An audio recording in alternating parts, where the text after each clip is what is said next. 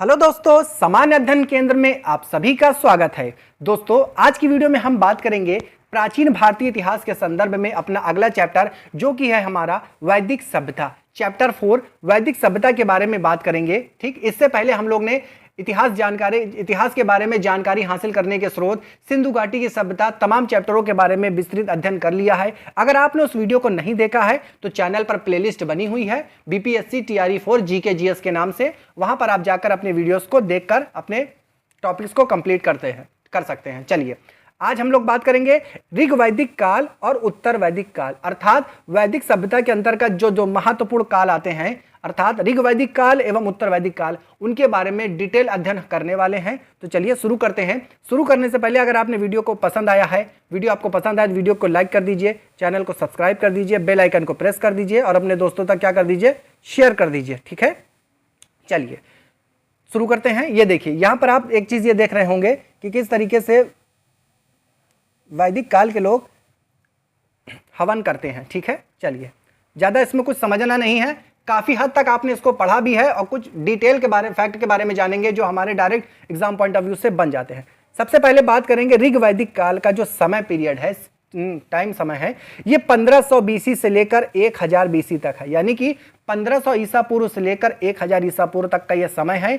5 साल का समय है। कहीं कहीं आपको 900 बीसी तक भी देखने को मिल जाएगा, तो उसकी टेंशन नहीं लेना है। 500 साल या 600 साल का समय ये माना जाता है। उत्तर वैदिक काल का जो समय है 1000 बीसी से लेकर 600 बीसी तक है। यानी कि कहीं कहीं आपको 900 बीसी से लेकर 600 बीसी तक भी देखने को मिल जाएगा। ठीक है, वैदिक सभ्यता, आखिर ये क्या है वैदिक सभ्यता? ठीक, वैदिक सभ्यता के बारे में अगर बात करें तो आर्यों द्वारा विकसित ग्रामीण सभ्यता है। ठीक, आर्यों द्वारा विकसित ग्रामीण सभ्यता, या इसको प्रथम ग्रामीण सभ्यता भी कह सकते हैं। ये जो आर्य थे, इनका मूल निवास स्थान कहाँ है? मूल निवास स्थान इसका मध्य एशिया है, यानी कि मध्य एशिया से चल कर आए हैं। ठीक है, ये देखिए, आप थोड़ा सा स्ट्रक्चर देखिए, जूम करके मैं आपको दिखाता हूँ। यहाँ पर देखिए, आप यहाँ पर ये देखिए, यह मध्य एशिया सेंट्रल एशिया है। यहाँ से चलकर ये क्या कर रहे हैं, चले आए हैं भारत में। ठीक है, तो ये मध्य एशिया के निवासी हैं। ये चीज़ आपको समझनी थी। इसको जूम आउट कर लें हम। हाँ, चलिए, अब सर्वप्रथम ये कहाँ आकर बसे? पंजाब एवं अफगानिस्तान में सिंधु के आसपास ये आकर क्या करने लगे, निवास करने लगे। इतनी चीज़ आप समझ गए। वैदिक सभ्यता आर्यों द्वारा ग्रामीण विकसित सभ्यता है। इनका मूल निवास स्थान कहाँ था? मध्य एशिया, जो कि मैक्स मूलर द्वारा सबसे प्रमाणित तत्व माना जाता है। सर्वप्रथम ये पंजाब और अफगानिस्तान के सिंधु के आसपास के क्षेत्र में आकर बसे। ठीक, इनकी जो भाषा थी वो क्या थी? संस्कृत भाषा थी। इतनी चीज आपको समझ में आ गई है। चलते बढ़ते हैं आगे अपने पहले टॉपिक की तरफ, जो कि है हमारा ऋग वैदिक काल 1500 बीसी से लेकर 1000 बीसी, यानी कि 900 बीसी, 500 या 600 साल का समय। राजनीतिक और प्रशासनिक व्यवस्था। ठीक, राजनीतिक और प्रशासनिक व्यवस्था के बारे में हम ऋग वैदिक काल के बारे में बात करेंगे। प्रशासनिक इकाइयां कैसे हैं? देखिए, राष्ट्र, सबसे पहले आता है राष्ट्र, यानी कि स्टेट बोलते हैं इसको हम लोग। ठीक, हम यहाँ देखिए नीचे से ऊपर दिया है, लेकिन हम ऊपर से नीचे पढ़ें या नीचे से ऊपर पढ़ें। ठीक है, किंग, यहाँ पे क्या होता है? राजा होता है, यहाँ की सबसे बड़ी इकाई मानी जाती है। उसके बाद जन आता है। जन कौन है? राजन है। ठीक, उसके बाद विष आता है। विष का सभापति कौन है? विषपति है। ग्राम आता है। ग्राम का मुखिया कौन है? ग्रामीणी है। और ग्रामीणी के बाद जो लास्ट में आता है कुल। ठीक, कुल का जो कुलापति है, यानी कि जो सभापति है, मुख्य व्यक्ति है, वो है कुलापति या कुलप। इतनी चीज आपको ध्यान रखना है।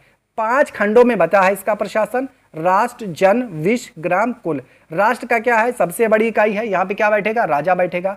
जन का राजन बैठेगा। विष में विषपति, ग्राम में ग्रामीणी और कुल में कुलपति या कुलप। इतनी चीज आप समझ गए हैं। चलिए आगे बढ़ते हैं। प्रमुख अधिकारी कौन कौन से हैं? ठीक, प्रमुख अधिकारी देखिए, ऋग वैदिक काल में प्रमुख अधिकारी, धार्मिक अधिकारी पुरोहित है। धार्मिक अधिकारी पुरोहित है। वरिष्ठ अधिकारी क्या करेगा? वरिष्ठ जो है वो रूढ़िवादी थे, और विश्वामित्र क्या है? उदारवादी थे। वरिष्ठ जो हैं वो रूढ़िवादी हैं, विश्वामित्र उदारवादी हैं। नंबर 2, गुप्तचर। गुप्तचर क्या है? स्पष्ट है। गुप्तचर विभाग का जो अधिकारी है वो स्पष्ट माना जाता है। दुर्गपति में जो अधिकारी है वो पुरप है। चारागाह यानी गोचर भूमि का अधिकारी को क्या कहते हैं? वाजपति कहते हैं। और पुलिस या अपराधी जो पकड़ने का कार्य करता है उसे क्या कहते हैं? उग्र कहते हैं। सूत, रथकार एवं कम्मादी, इसको सूत, रथकार या कम्मादी, इसको क्या कहते हैं? रत्नी कहते हैं। इनकी संख्या कितनी होती थी? इनकी संख्या 12 होती थी। ठीक, चलिए, सर्वाधिक महत्वपूर्ण पुरोहित और सैनिक और न्यायिक अधिकारी का उल्लेख नहीं है। ये चीज सर्वाधिक जो महत्वपूर्ण थे वो पुरोहित और सैनिक होते थे। और मुख्य बात दूसरी ये है कि यहाँ पे न्यायिक अधिकारी यानी कि जज यानी कि काजी नाम का कोई भी उल्लेख यहाँ पर नहीं मिलता है। चलिए आगे बढ़ेंगे। सभा एवं समिति, ठीक, सभा एवं समिति होती थी, इसका कार्य क्या होता था? राजा को सलाह देने वाली संस्था सभा एवं समिति कहलाती है। सभा क्या होती है? श्रेष्ठ लोगों की संस्था जो होती है वो सभा होती है। समिति सामान्य लोगों की संस्था, ठीक। इसके जो अध्यक्ष थे ईशान, ठीक, ईशान इसके अध्यक्ष कहलाते हैं। और स्त्रियां सभा और समिति में भाग ले सकती हैं। देखिए यहां पर ऋग्वैदिक काल में अगर हम बात करें तो स्त्रियां आपको दिखेंगी कि सभा और समिति में भाग ले सकती हैं, जैसा कि आप चित्र में देख सकते हैं। ये देखिए स्त्रियां बैठी हुई हैं, बच्चे भी बैठे हुए हैं, हाँ, सभा में भाग ले रही हैं। लेकिन जहां भी उत्तर वैदिक काल की बात शुरू हो जाएगी वहां पर स्त्रियां और बच्चे यहां पर भाग नहीं ले पाएंगे। चलिए युद्ध के बारे में बात करें कि कुछ विशिष्ट युद्ध हुए थे। युद्ध कैसा युद्ध? युद्ध के लिए गविष्ट शब्द का प्रयोग किया है। गविष्ट यानी कि गाय की खोज के लिए युद्ध होता था, ठीक। 10 राज युद्ध लड़ा भी गया था। 10 राज युद्ध की प्रमुख विशेषता क्या है? पुरुषड़ी यानी कि रावी नदी के तट पर सुदास भारत नाम समुदाय का विजय हुआ। सुदास नामक राजा ने लड़ा, इस युद्ध को लड़ा था 10 जनों के साथ, और 10 जनों के मध्य सुदास राजा ने लड़ा था और इसी सुदास राजा की क्या हो गई थी? विजय हो गई थी, ठीक। जानकारी इसकी हमको कहां से मिलती है? ऋग्वेद के 7वें मंडल से हमें दशराग युद्ध या दशराज युद्ध के विजय में जानकारी देखने को मिलती है, ठीक है। सामाजिक जानकारी, ठीक, सामाजिक जानकारी के बारे में बात करें। वर्ण व्यवस्था यानी कि कास्ट सिस्टम आप जानते भी होंगे, ब्राह्मण, क्षत्रिय, वैश्य, शूद्र। ब्राह्मण क्या करेगा? आप समझ रहे हैं ब्राह्मण क्या करेगा? पढ़ने पढ़ाने का कार्य करेगा। क्षत्रिय रक्षक करने का काम करेगा। वैश्य क्या करेगा? व्यापारी का काम करेगा, खेती का काम करेगा। शूद्र इन तीनों वर्णों की सेवा करेगा। तो उसी वर्ण व्यवस्था की बात की जा रही है। ऋग्वेद के 10वें मंडल में वर्णित पुरुष सूक्त, ठीक, 4 वर्ण ब्राह्मण, क्षत्रिय, वैश्य, शूद्र। विभाजन का आधार क्या था? व्यवसाय या कर्म, यानी कि अपने कर्म के आधार पर इनको विभाजित कर दिया जाता था। और यहाँ पर जो समाज था वो पितृसत्तात्मक समाज था, ठीक। आपने सिंधु घाटी की सभ्यता वाला चैप्टर पढ़ा होगा, वहां पर मात्र सत्तात्मक समाज था, परंतु वैदिक काल की स्थिति में पितृसत्तात्मक समाज था। हालांकि स्त्रियों की बेहतर स्थिति यहाँ पर थी, ठीक। पितृसत्तात्मक समाज तो था लेकिन यहाँ पर स्त्रियों की बेहतर स्थिति थी। शिक्षा के बारे में क्या है? लोपामुद्रा, घोषा, सिकता, अपाला एवं विश्वास जैसी विदुषी स्त्रियां यहाँ पर क्या थी? शिक्षित थी, यानी कि पढ़ी लिखी थी। बाल विवाह और पर्दा प्रथा यहाँ पर नहीं थी। पति के साथ यज्ञ में भागीदारी यहाँ पर मिलती थी। विधवा स्त्री देवर से विवाह कर सकती थी। अब यहाँ पर आप एक चीज आपको देखने को मिला कि जो स्त्रियों की स्थिति है यहाँ पर काफी सुदृढ़ और अच्छी दिखाई देने को मिल रही है, ठीक है। वहीं पर जब आप उत्तर वैदिक काल में जाएंगे तो वहां पर स्त्रियों की स्थिति बहुत गड़बड़ होती दिखाई देगी। आप वहां पर पढ़ेंगे अभी। अमाजू, जीवन भर अविवाहित रहने वाली स्त्री को क्या कहते हैं? अमाजू कहते हैं। एज इट इज क्वेश्चन आपसे पूछा भी जाता है। चलिए धर्म क्या है? प्रिय देवता यहाँ पर कौन से हैं? इंद्र जी प्रिय देवता हैं। अग्नि, मनुष्य और देवता के मध्यस्थ एक देवता है, वो है अग्नि। पवित्र पशु अभी हमने बताया आपको गाय है, गाय के लिए युद्ध भी हुआ था, दशराज युद्ध हुआ था। और अगन्या यानी कि ना मारे जाने योग्य पशु। अगन्या किसे कहते हैं? गाय को कहा जाता है। गाय को ना मारे जाने योग्य वाला पशु माना जाता है। पवित्र नदी क्या है? सरस्वती है। गायत्री मंत्र सावित्री नामक देवता को संबोधित है, जिसका संबंध ऋग्वेद से है, ठीक। गायत्री मंत्र किसको समर्पित है? किससे संबंधित है? सावित्री नामक देवता से संबंधित है और ये ऋग्वेद से संबंधित है। लोगों को आर्य बनाने के लिए विश्वामित्र ने गायत्री मंत्र की रचना की। आर्य का मतलब सभ्य बनाने के लिए विश्वामित्र ने गायत्री मंत्र की रचना की, ठीक। विश्वामित्र आप देख लीजिए, ये है हमारे विश्वामित्र, और बाकी किसी ने हकीकत में तो देखा नहीं होगा। चलिए आगे बढ़ते हैं। ऋग्वैदिक कालीन देवता और इनका संबंध किस किस चीज से है इसके बारे में बात करेंगे, ठीक। चलिए इंद्र क्या है? युद्ध एवं वर्षा के देवता। अग्नि, देवता एवं मनुष्य के बीच मध्यस्थता स्थापित करते हैं। वरुण, पृथ्वी एवं सूर्य के निर्माता, सूर्य का देवता, विश्व के नियामक एवं शासक, सत्य के प्रतीक, ऋतु परिवर्तन एवं दिन रात का कार्यकर्ता। कौन करता है? वरुण। देव, ठीक, आकाश का देवता, यह कि सबसे प्राचीन देवता है। सोम, वनस्पति देवता। उषा, प्रगति एवं उत्थान के देवता। अश्विन, विपत्तियों को हरने वाले देवता, यानी कि विपत्तियों को अपने अंदर समाहित कर लेते हैं, ये जो देवता है अश्विन। पूषण, पशुओं के देवता। विष्णु, विश्व के संरक्षक एवं पालनकर्ता। मरुत, आंधी तूफान के देवता, ठीक, मरुत आंधी तूफान के देवता। चलिए आगे बढ़ेंगे। जीवन शैली, ऋग्वैदिक काल में जीवन शैली कैसी थी? मनोरंजन के लिए संगीत, रथ दौड़ एवं घुड़दौड़, रथ दौड़ एवं घुड़दौड़ एवं संगीत, यहाँ पर संगीत के लिए, मनोरंजन के लिए होता था। प्रिय पशु घोड़ा होता था, ठीक, यहाँ पर प्रिय पशु घोड़ा, इसी घोड़े से ही तो ये क्या करेंगे, रथ दौड़ और एवं घुड़दौड़ करेंगे। मुख्य पेय सोमरस, वनस्पति से निर्मित, जो कि हिमालय के मुंजवत पर्वत श्रेणी पर यह पाया जाता है। इनका वस्त्र प्रमुख क्या है, 3 प्रकार के, बांस, अधिवास एवं उषडीस, ठीक।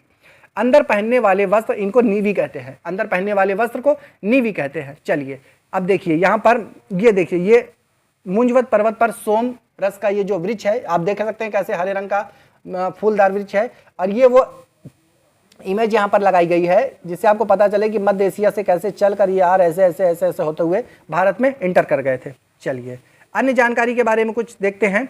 मुख्य व्यवसाय इनका क्या था, कृषि एवं पशुपालन था। धातु लोहा, यानी कि आर्यों की खोज किसने की थी, लोहा ने की थी। श्याम अयस्क, लौह अयस्क के बारे में हम लोग विज्ञान में पढ़ते हैं, उसी अयस्क के बारे में बात की जा रही है।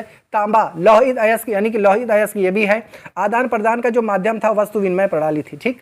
बार्टर सिस्टम यहाँ पर चलता था कि 1 किलो गेहूं देकर 1 किलो चावल ले लो, 1 किलो सोना देकर 1 किलो चांदी ले लो, ठीक। आदान प्रदान का ये माध्यम था। 2000 या 500 की नोट नहीं चलती थी वहां पे। पड़ी, वस्तु व्यापार हेतु दूर तक जाने वाला व्यक्ति क्या कहलाता था, पड़ी। वेकनाट, सूदखोरी, यानी कि जो ब्याज खाता था उसे वेकनाट कहते थे, और ब्याज पर ऋण देने वाला व्यक्ति ही सूदखोर होता है। चलिए आगे बढ़ते हैं। ऋग्वैदिक कालीन नदियां, ऋग्वैदिक कालीन नदियों के बारे में बात करेंगे। सबसे पवित्र एवं महत्वपूर्ण नदी सरस्वती है। सर्वाधिक उल्लेखित नदी कौन सी है, सर्वाधिक उल्लेखित नदी सिंधु नदी है। गंगा 1 बार प्रयोग किया गया है, यमुना 3 बार प्रयोग किया गया है, ठीक। यहाँ पर आप देख लीजिए सिंधु नदियां हैं, यहाँ पे जो सिंधु एवं इसकी सहायक नदियों का एक ग्राफ लगाया गया है, आप इसको देखकर समझ सकते हैं। देखिए यहाँ पर झेलम, सिंधु, चिनाब, रावी, ब्यास, सतलज, यमुना, हाँ, द्रवस्ती, लूमी और सरस्वती। यहाँ पे देखिए सरस्वती है। अब ऋग्वैदिक कालीन कुछ नदियां हैं, उनके प्राचीन नाम और वर्तमान में जो परिवर्तित नाम है उसके बारे में देख ले। एज इट इज क्वेश्चन आपसे पूछ लिया जाता है कि कुर्रम किस प्राचीन नदी का नाम है, कुर्रम का प्राचीन नाम क्या है, तो कुर्भू कुर्रम हो गया। कुबा, काबुल, वितस्ता, झेलम, अस्कनी, चिनाब, पुरुषड़ी, रावी, सबसे ज्यादा पुरुषड़ी रावी पूछा जाता है। सतुद्री भी पूछा जाता है, सतलज, विपासा ब्यास, ये विपासा वसु वाली बात नहीं कर रहा है, विपासा ब्यास नदी का प्राचीन नाम है। सदानीरा, गंडक, दृष्टसद्दी, घग्गर, गोमती, गोमल, सुवस्तु, स्वात, ठीक। इतनी कुछ प्राचीन नदियां हैं, इनके कुछ नए नाम भी हमारे रखे गए हैं, जो कि हम लोग आजकल भूगोल में नए नाम से ही पढ़ते हैं, ठीक है। आशा करते हैं कि आपको ऋग्वैदिक कालीन से संबंधित प्रमुख तत्वों के बारे में जानकारी मिल गई है। अब बात करेंगे हम लोग उत्तर वैदिक कालीन, ठीक। अब बहुत से लोग आपसे कहते हैं कि नोट्स बनाकर पढ़ो, नोट्स बनाकर पढ़ो। नोट्स बनाने की कोई जरूरत नहीं है, अगर आप 2 बार भी वीडियो देख ले रहे हैं। ऐसा नहीं है कि आपने इससे पहले कभी पढ़ा नहीं है, पढ़ा है, बस आपको आपके ज्ञान को रिकॉल करने की जरूरत है। बस आप 1-2 बार वीडियो देखेंगे, सब कुछ रिकॉल हो जाएगा, ठीक है। चलिए उत्तर वैदिक काल के बारे में बात करें। उत्तर वैदिक काल में इंद्र के स्थान पर प्रजापति सर्वाधिक लोकप्रिय देवता हो गए। ऋग्वैदिक काल में कौन था, ऋग्वैदिक काल में आप देख रहे थे इंद्र सबसे महत्वपूर्ण देवता थे, अब यहाँ पर प्रजापति सबसे महत्वपूर्ण देवता हो गए। उत्तर वैदिक काल में राजा के राज्याभिषेक के समय राजसूय यज्ञ का अनुष्ठान किया जाता था। उत्तर वैदिक काल में वर्ण व्यवसाय के बजाय जन्म के आधार पर निर्धारित होने लगे। जो वर्ण थे व्यवसाय के आधार पर, जन्म के आधार पर निर्धारित होने लगे। अगर ब्राह्मण का बच्चा ब्राह्मण कुल में पैदा ही हुआ है तो वह ब्राह्मण ही कहलाएगा, कार्य उसका कुछ भी हो। उत्तर वैदिक काल को हिल को सिरा और हल रेखा को सीता कहा जाता था। उत्तर वैदिक काल में हल को सिरा और हल रेखा को सीधा कहा जाता था। यह क्वेश्चन पूछा भी जा चुका है कि उत्तर वैदिक काल में हल रेखा को क्या कहा जाता था, ठीक, सीता कहा जाता था।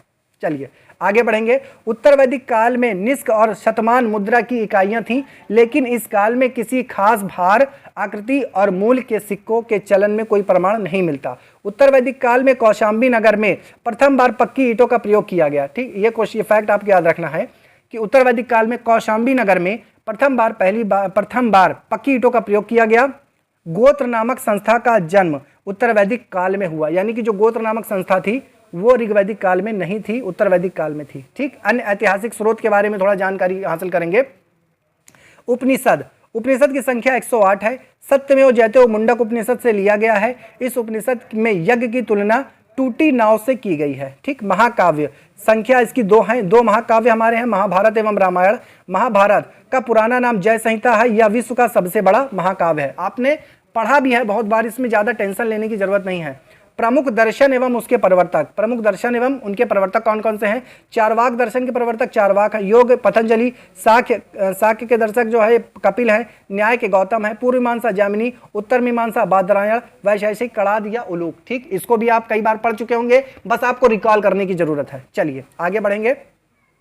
वेदांत दर्शन के मौलिक ग्रंथ ब्रह्म सूत्र या वेदांत सूत्र की रचना बादरायण ने की थी। ठीक, नोट करके है, इसका मतलब ये इंपॉर्टेंट है। आपको इतनी चीज समझ में आ गई। आशा करते हैं कि वैदिक काल आपको पूरा समझ में आ गया होगा। आप एक बार वीडियो को देखिए, 2 बार देखिए, अच्छे से देखकर समझ लीजिए। मिलते हैं नेक्स्ट वीडियो में, तब तक के लिए जय हिंद।